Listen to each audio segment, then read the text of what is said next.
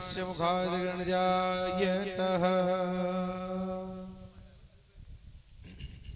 आइएगा, जहां तक भी मेरी आवाज जारी हो, सभी भक्ति शक्ति स्वरूपा माता बहन आए और भगवान की रसमयी करुणामयी भगवतमयी कथा में गोता लगा करके जीवन को धन्य बनाएं।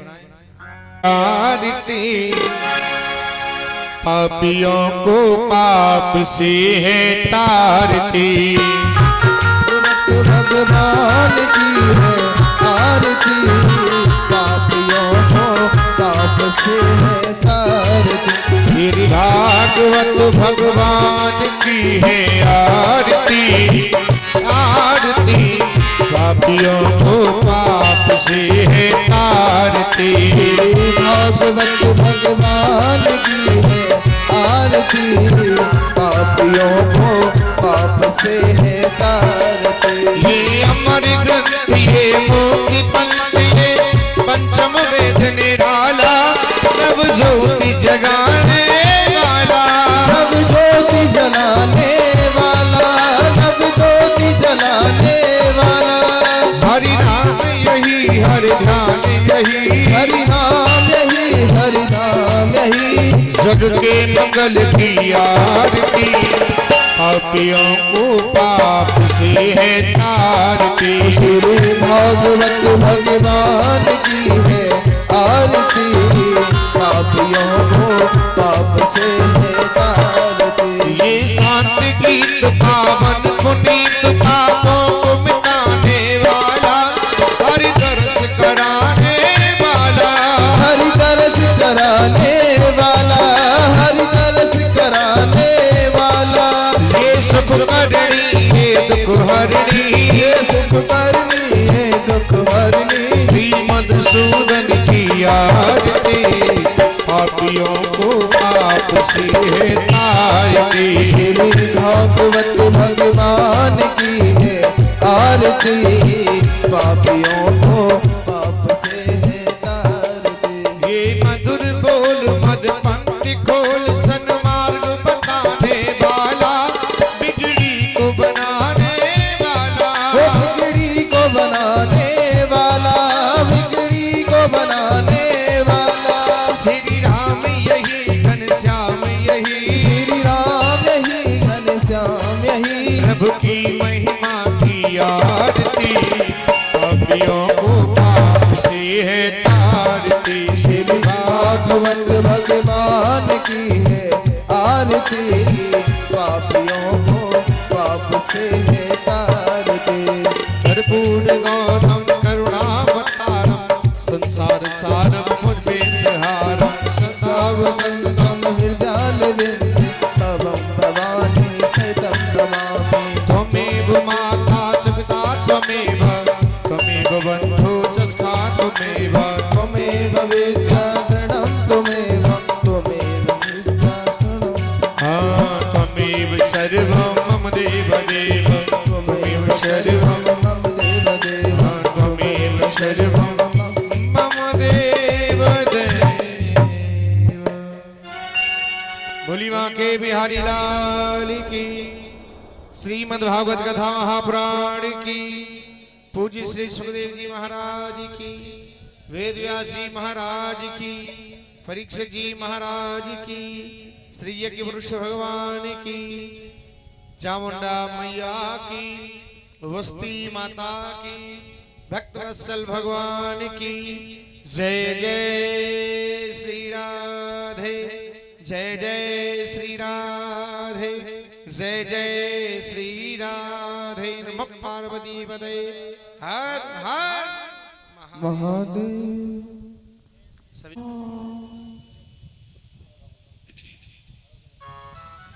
श्री गणेशाय नमः। श्री सरस्वती नमः। श्री गुरु चरण कमलेभ्यो नमः। अखंडानंद बोधाय शिष्य संतापहारिणे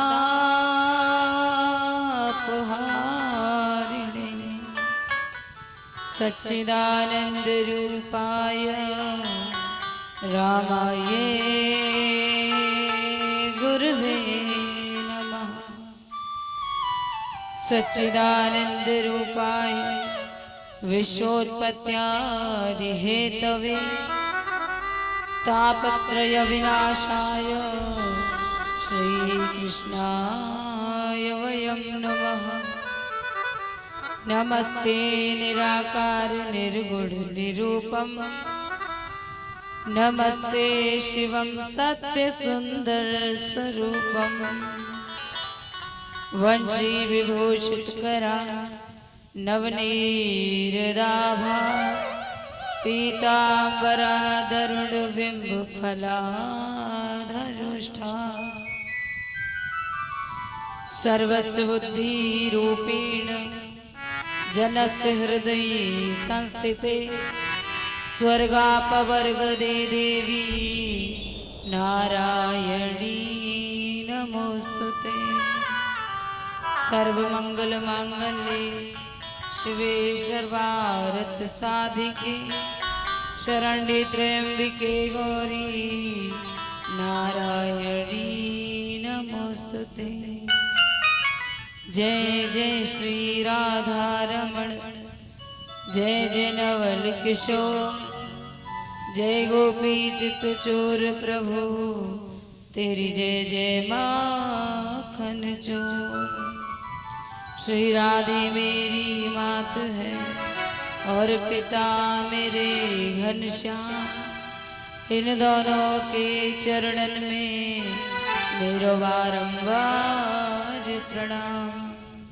बोली कृष्ण कन्हैया लाल की लाडली सरकार की जय हो। श्रीमद् भागवत महापुराण की जय जय श्री राम। राधे। आज श्री सुखदेव जी कहने लगे राजन परीक्षित भगवान की जो कथा है वो परम मंगलकारी है, पापी से पापी का भी कल्याण करने वाली है। लेकिन कलयुग के जो व्यक्ति हैं उनका जो मन है वो अधिक समय तक कथा में लगता नहीं है। इसीलिए सभी व्यक्तियों को अपने मन वाणी एवं हृदय को पवित्र करते हुए श्रवणों को पवित्र करते हुए श्री हरि नाम अपनी जिह्वा से उच्चारित करते हुए बड़े भाव के साथ में चलेंगे। बोलिए कृष्ण कन्हैया लाल की जय। जियो मेरा रानी तेरे बिना मेरा मन ही न लागे तुम्हारे बिना। हो कैसे जियो मेरा रानी तुम्हारे बिना, कैसे जियो मेरा रानी तुम्हारे बिना। मेरा मन ही न लागे तेरे बिना, मेरा मन ही न लागे तुम्हारे बिना। कैसे जियो मेरा रानी तेरे बिना, कैसे जियो मेरा रानी तेरे बिना।